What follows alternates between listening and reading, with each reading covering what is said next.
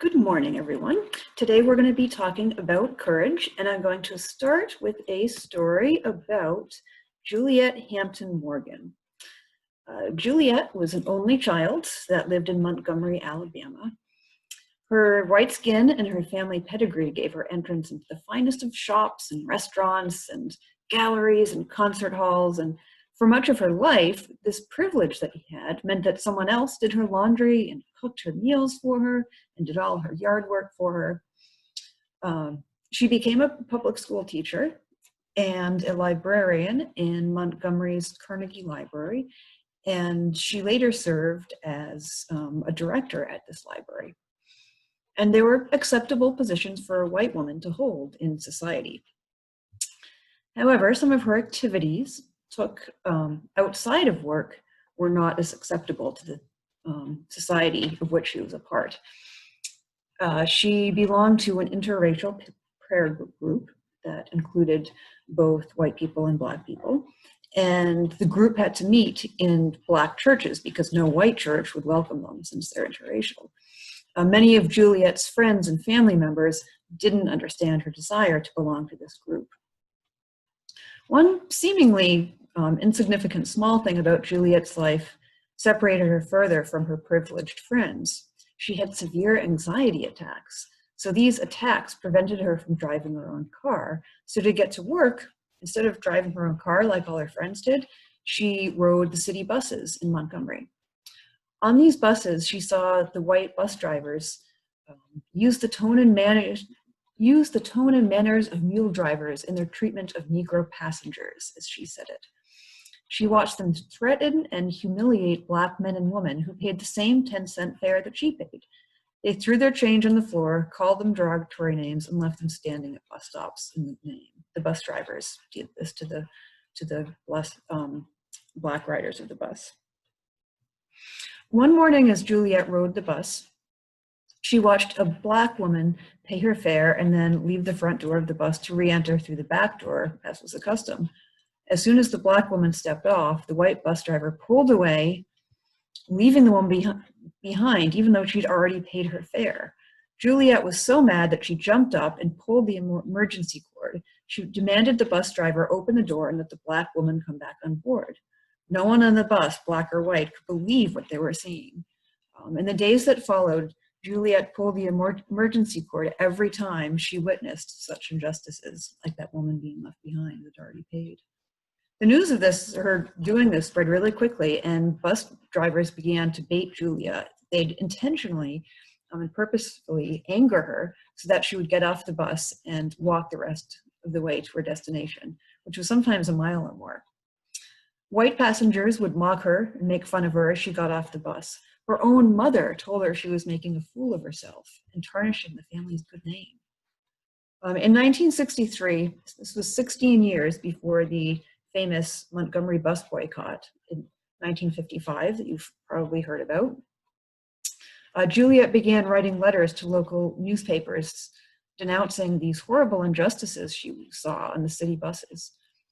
Her last letter was published in 1957, and she thanked the newspaper's editor for his opposition to a local council of white men that he believed was contributing to racial violence. In her letter, she wrote, "I had begun to wonder if there were any men in the state, any white men with the sane evaluation of our situation here in the middle of the 20th century, men with any goodwill and most especially with any moral courage to express it."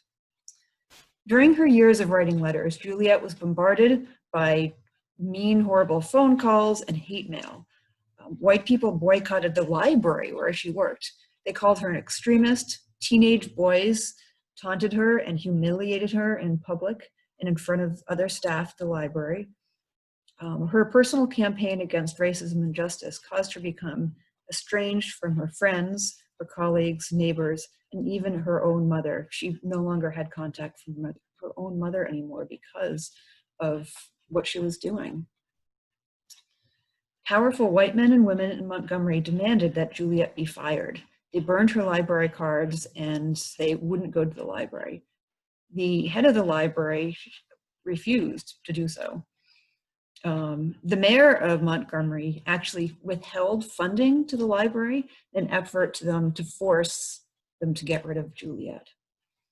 And in 1957, a cross was burned under Lawn.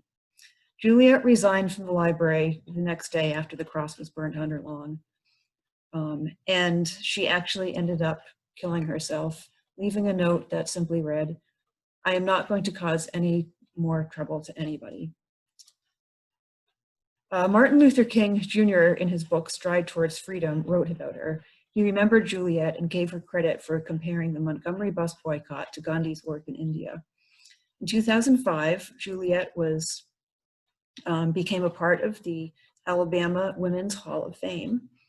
And later that year, the Montgomery City Council in 2005 voted to rename the public library for her. So her actions and her words are as relevant today as they were when she was alive, on her personal campaign to end injustice. She said, "There are thousands who want to change our old order, but they are afraid of speaking out. I believe that is our biggest problem, overcoming the fear of decent white people."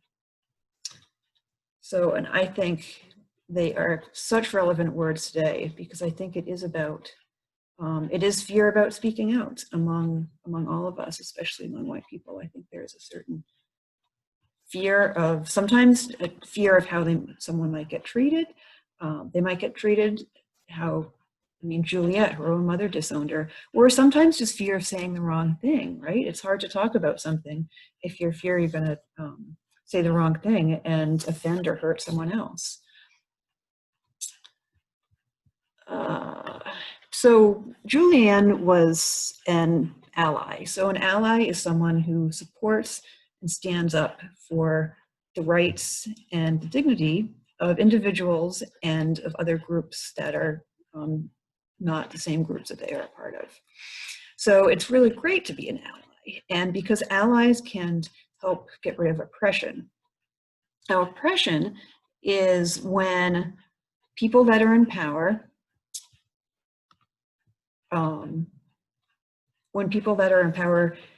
are mean to and unjust to those with lesser power.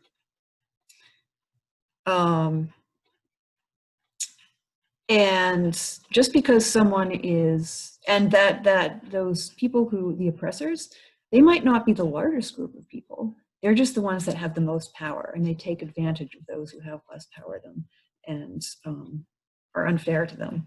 And just because they can be, and just because they have more power than they be. So becoming an ally is one way that we can help make our world a more just place. So some groups of people are marginalized in our society, the ones that are oppressed, and these individuals and these groups have disadvantage in competing for the resources to fill their needs. So often they don't have access to the same resources as the dominant group does. And as I said, that dominant group, it's not defined by numbers. So it's not necessarily the largest group, it's just those that hold the most power. And therefore they have more accesses to resources such as good education or jobs. So if members of the dominant group have access to certain resources that others don't, we call that privilege. Often members of a dominant group enjoy privilege whether they seek it out or not.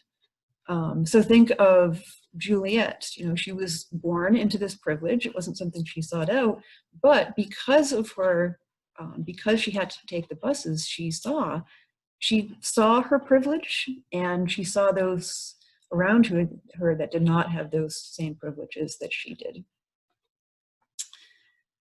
So someone who belongs to a dominant group who has access to those resources can have the ability to support those who are denied the resources by standing up for them and advocating for their rights, and by helping them gain access to these resources.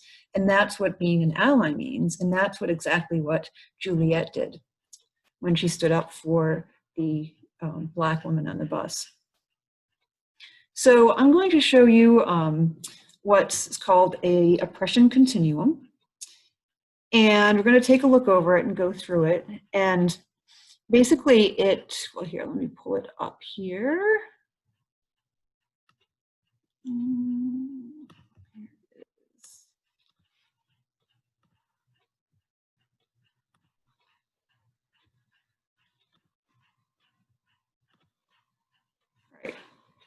So here is the oppression continuum. And there's 8 different stages described here.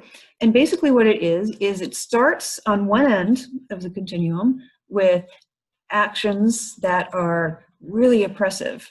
And then it goes to getting less oppressive. And then on the other side is sort of anti-oppressive. So on the other end of the continuum is how to be an ally.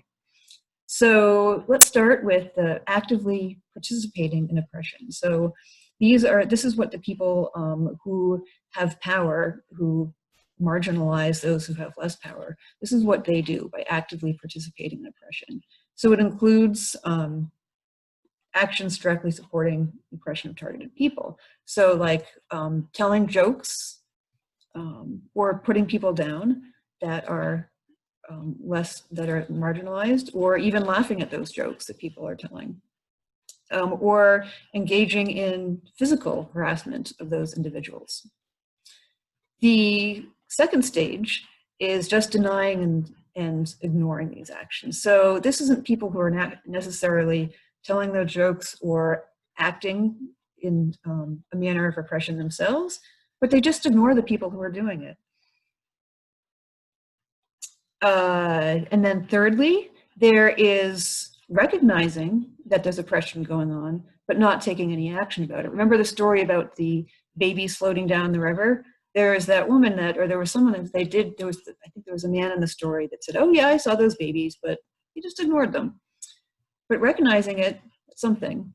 But if the recognition doesn't result in action, whether it's because of fear or lack of knowledge about what to do, then it really doesn't get us anywhere. So fourth is recognizing and interrupting. So this stage includes not only, it starts with recognizing, okay, there's oppression happening here, there's something going on here that's not right, and it's stepping up and saying something and saying, wait, something needs to be happening here, and this isn't good, and let's stop this, let's do something about it.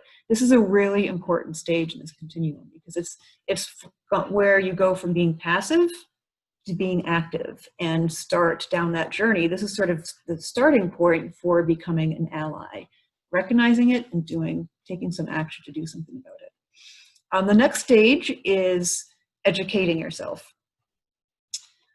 This includes taking action to learn more about the people who are being oppressed. And this could be by reading, this could be attending workshops, this is talking to other people. I think that one is the most important part. It's talking to people, learning about what other people are going through, hearing them and listening to what they're actually saying. You talk in discussion and being open in that discussion so that you can learn about other people and other people's lives, and just generally increasing your knowledge. And this is also another really important step, and you really need to educate yourself and have an understanding of what's going on to move into these next steps to become an ally. So the next stage is questioning and discussing. And this is an attempt to begin educating others. So once you have an understanding yourself of what's going on, although acknowledging that there's always more to learn, right? It's helping others learn as well, and talking with people, increasing other people's awareness. The next stage to being an ally is supporting and encouraging.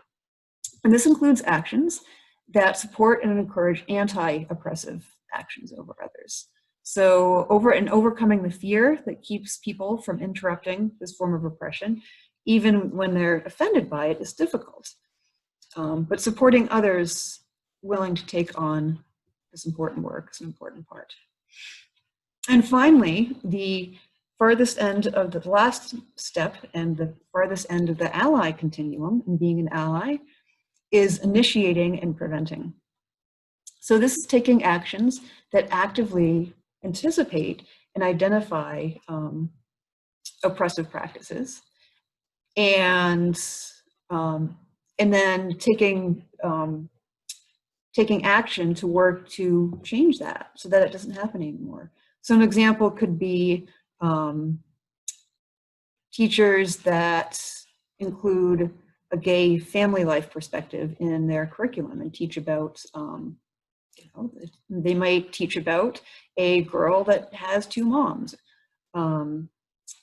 or inviting that teacher inviting a speaker to discuss about homophobia that exists at the school. So it's actually, this final stage is taking action to make that change and being proactive, so to speak, and really making a difference. And that's the final stage of the sort of the strongest way that you can be an ally. But the important thing about this continuum is that in order to do that, in order to take those actions, you need the steps before it. So you need to be learning from other, you need to be teaching other people. And in order to be teaching other people, you need to teach yourself first, and you need to be talking with people and having those discussions and educating yourself in order to address the oppression by those at this other end of the continuum who are actively participating in oppressing marginalized groups of people.